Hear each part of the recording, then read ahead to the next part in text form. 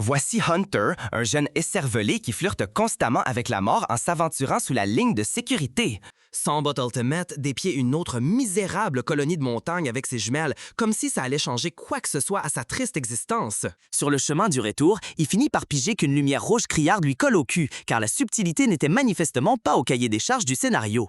Évidemment, une de ces saloperies s'est entichée de lui et le traque désormais sans relâche pour sa stupidité abyssale. Le gamin gravit une colline à toutes jambes en direction de la ligne de sécurité, avec la panique de celui qui réalise enfin les conséquences de ses propres conneries. Il franchit la frontière imaginaire en extremis et la créature se fige sur place, se pliant docilement aux règles parfaitement stupides du film. Dès retour au bercail, son père, Will, l'engueule violemment au sujet de sa petite virée suicidaire. Will lui passe en savon pour cette prise de risque débile, invoquant les poumons en carton-pâte du gamin comme prétexte à la prudence. On parle du même gosse qui est littéralement branché à une machine à oxygène toutes les nuits simplement pour ne pas crever, putain! Plus tard, Will se barre chasser avec Caddy, une pote de sa défunte femme Tara, ce qui pue le drame sentimental à des kilomètres. Il se lamente sur le fait que Hunter est obsédé par l'idée de mater l'autre clan de rescapés de l'autre côté de la vallée. Caddy est seul phare de lucidité dans ce brouillard, lui faire remarquer avec pertinence que le gamin crève juste de solitude et qu'il a besoin de compagnie. Will dégaine alors son violon mélodramatique en expliquant que ce lieu est aussi le dernier endroit où Hunter a vu sa mère en vie. En pistant un cerf, Will et Caddy démontrent une compétence rudimentaire en matière de survie en réussissant l'exploit d'abattre la pauvre bête. Sur le chemin du retour, ils tombent sur leur voisine, Nina, occupée à fabriquer des munitions perforantes. Elle s'acharne à tester ses prototypes sur une écaille arrachée à l'une des créatures, ce qui est déjà infiniment plus productif que tout ce que font les autres. Avant que le monde ne parte en couille, Nina était une scientifique de génie, ce qui explique sans doute pourquoi elle est la seule dans le coin avec un cerveau en état de marche.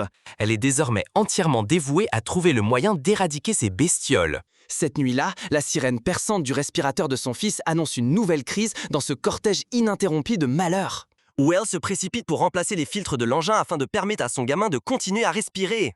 Hunter est né prématuré, doté de poumons fragiles qui menacent de le lâcher à la moindre contrariété. Une panique prévisible s'empare de Will lorsqu'il constate que leur réserve de ses filtres vitaux est quasiment à sec. Il décrète qu'il doit s'aventurer dans les plaines grougeantes de montres pour dénicher du matériel dans un hôpital de Boulder. Le lendemain, Will tue le temps avec son fils en lui montrant comment défendre leur misérable pain de patates. Il lui inculque ensuite quelques techniques de pêche, des savoirs de survie qui semblent complètement dérisoires face à leur situation. Pour l'anniversaire de Hunter, le coup d'éclat de Will consiste à dégoter la dernière boîte de macaronis au fromage de l'épicerie dévalisée du village. Autour de cette pitoyable excuse de repas de fête, Hunter se lamente sur son absence criante et prévisible de vie sociale. Le gamin demande pourquoi la radio est muette et Will doit lui expliquer que leur source d'énergie est allouée à la putain de machine qu'il maintient en vie. Leur système de communication dernier cri consiste à s'agiter des drapeaux de couleur à la manière d'une quelconque tribu primitive. Caddy débarque avec des bières et Elle et Will partagent leurs souvenirs sur le porch. Ils refont le monde pendant que Nina, en arrière-plan, se démène réellement pour leur sauver la mise à tous. Plus tard, Hunter est victime d'une autre crise respiratoire atroce, contraignant Will à utiliser une seringue d'urgence pour le tirer d'affaire. Les filtres sont maintenant totalement vides et Will admet enfin que sa procrastination a atteint ses limites. Il se rue chez Nina au beau milieu de la nuit pour la supplier de l'aider. Leur échange houleux révèle que Nina s'est déjà rendue au laboratoire de Boulder pour du matériel de recherche. C'était le même voyage de merde au cours duquel la femme de Will, Tara, a été sauvagement assassinée. Will, avec son talent infini pour se tromper de cible, rejette toute la faute sur Nina pour la mort de Tara. Pourtant, comme Nina est la seule personne compétente à avoir survécu à ce périple, il exige maintenant qu'elle lui serve de guide. Nina, faisant preuve d'un jugement impeccable, rejette son plan qu'elle qualifie de complètement insensé, affirmant à juste titre que les monstres les déchiqueteraient. Will recourt au chantage affectif, insistant cruellement qu'elle lui doit bien cette mission suicide puisqu'elle n'a de toute façon plus rien à perdre. Il se casse, persuadé que sa tentative pathétique de la culpabiliser suffira à briser sa résolution. Après son départ, Nina est submergée par des flashbacks du carnage, un traumatisme que Will vient d'exploiter sans la moindre vergogne. Ce chantage émotionnel de merde a finalement raison de cette femme brillante qui accepte de se lancer dans cette mission suicidaire. Will s'arrange pour que son fils reste chez une femme du village et jure de revenir dans 5 jours. Le lendemain matin, alors que Will rassemble des armes, la formidable Caddy lui remonte violemment les bretelles à propos de son départ en douce. Elle lui rentre dans l'art avec raison pour avoir prévu de se faire tuer sans un mot, traçant un parallèle douloureux avec la façon dont Tara les a abandonnés. Il devient atrocement clair qu'elle est amoureuse de cet homme-enfant émotionnellement inapte. Avec une juste fureur, Caddy s'arme et déclare qu'elle se joint à l'expédition. Apprendre que Nina participe également ne fait que renforcer sa détermination, car il est hors de question qu'elle reste sur la touche. Dehors, Nina attend et tente d'expliquer la véritable nature des créatures Acadie. Elle expose la sombre réalité que les monstres déchirent la chair humaine comme du papier de soie et que les balles sont parfaitement inutiles contre eux. La seule tactique connue consiste à leur tirer dans la gueule, ce qui ne vous offre que quelques précieuses secondes de survie. Avant de partir, Will fait la promesse vide et bidon à son fils qui sera de retour dans 5 jours. Hunter, avec une amertume légitime, rappelle à son père que sa mère a sorti exactement le même bobard avant de mourir. Le trio entame son voyage, suivant un parcours méticuleusement planifié pour réduire leur temps dans les dangereuses plaines. Leur itinéraire prévoit l'utilisation d'un ancien télésiège pour traverser le territoire le plus périlleux. La tension entre Nina et Caddy est palpable, révélant une aversion mutuelle évidente. Apercevant les restes d'un convoi militaire, ils prennent la décision complètement débile de descendre fouiller l'épave. Pendant qu'ils descendent, Nina explique que sa boussole modifiée peut détecter les signatures magnétiques des monstres, une preuve supplémentaire de son génie. Elle confie cet instrument absolument vital à Caddy, lui assignant la tâche de faire le guet pendant que les deux autres fouillent. Will tombe sur un lance-grenade mais avoue aussitôt son incompétence totale à manier l'arme.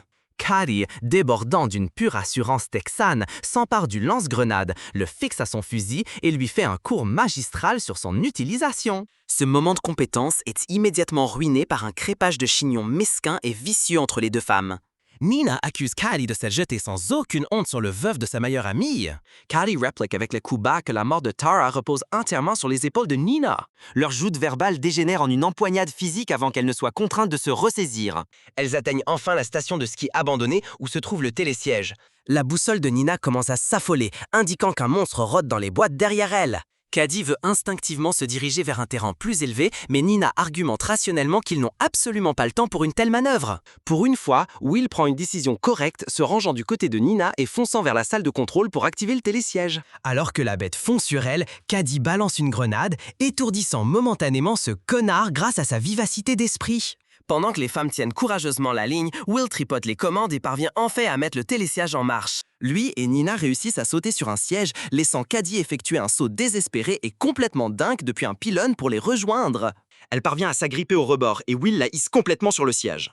À cet instant précis, le monstre frappe le câble principal avec un tentacule parce que le script exige davantage de complications. L'impact fait décrocher leur siège, les projetant tous les trois dans la neige en contrebas. Ils se remettent sur pied en un éclair et entament une course effrénée vers la sécurité arbitraire de la ligne des 8000 pieds. Ils franchissent cette barrière à la con juste à temps, et le monstre s'immobilise net comme s'il heurtait un mur invisible. Cette nuit-là, ils se réfugient dans un chalet de la station, gérant leur traumatisme avec du whisky et des disputes stériles. Nina révèle plus de détails sur les monstres. Ils ne chassent que les humains, n'en ont rien à carrer des autres animaux et ne dorment jamais. Le lendemain, ils atteignent l'entrée d'une mine qui doit leur servir de raccourci à travers la montagne. Nina est légitimement furieuse de découvrir que Will a omis de mentionner que le tunnel descend en dessous de l'altitude de sécurité.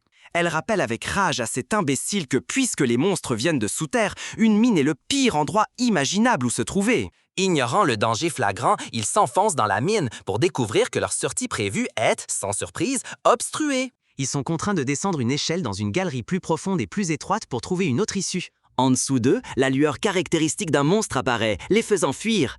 Ils se terrent dans une minuscule cavité, éteignent leurs lampes et retiennent collectivement leur souffle comme des rats piégés. Le tentacule explorateur de la créature fouille l'air, passant à une proximité angoissante de leur cachette. Will, dans un rare éclair de génie, allume une fusée éclairante pour créer une diversion, leur permettant de s'enfuir plus loin dans l'obscurité. Caddy prend la tête et se retrouve su d'un nez à nez avec un second monstre qui attendait en embuscade. La créature empale cette femme admirable avec un tentacule et l'entraîne dans un cri d'agonie vers les ténèbres pour une mort atroce.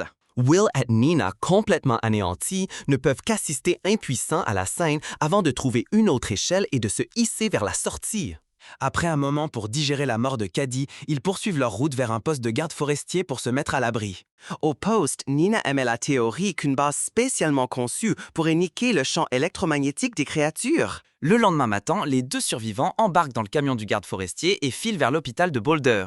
Alors que la réserve principale est vide, Will découvre une zone de stockage secondaire contenant les filtres dont ils ont besoin.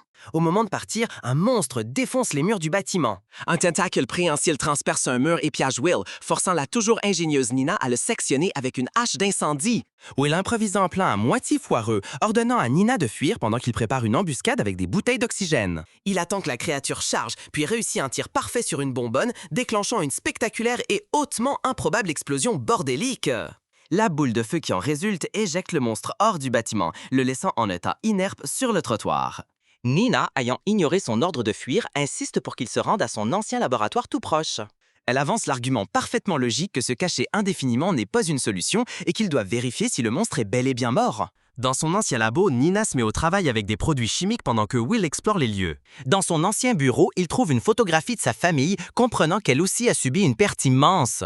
Elle révèle la vérité poignante qu'elle a perdu ses enfants parce qu'elle a choisi d'aller travailler un jour de congé. Lorsque ses premières expériences échouent, Nina, frustrée, envoie Will se faire foutre et lui dit de se sauver tout seul. Alors qu'un autre monstre attaque le laboratoire, elle a une illumination et décide d'utiliser du cobalt provenant de batteries à proximité. Elle réussit à créer un prototype de balle juste au moment où la créature fait irruption dans le laboratoire. Pendant ce temps, Will prouve une fois de plus son inutilité en plantant le camion, ce qu'il force à fuir à pied devant 3 monstres. Juste au moment où les créatures sont sur le point de le submerger, l'une d'elles explose opportunément dans une gerbe d'étincelles et de métal.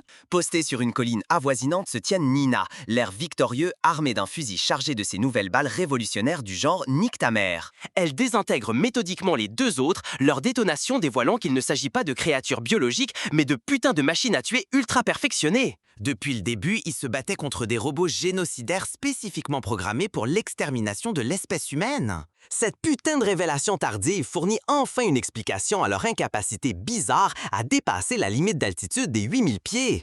Will et la femme qui a fait tout le boulot retournent au village pour des retrouvailles larmoyantes et largement imméritées pour lui avec son fils. Nina hisse un drapeau de pirate, signalant aux autres colonies qu'une contre-offensive a commencé. 100 messages diffusés à la radio inspirent les villageois à lancer la production en masse des munitions au cobalt. Au mémorial de la ville, Nina et Will rendent hommage à Caddy en déposant une balle gravée de son nom. Une milice armée de volontaires descend des montagnes, prête à engager le combat contre l'ennemi. Des explosions illuminent le paysage, signalant que l'humanité a commencé à se défendre contre les machines.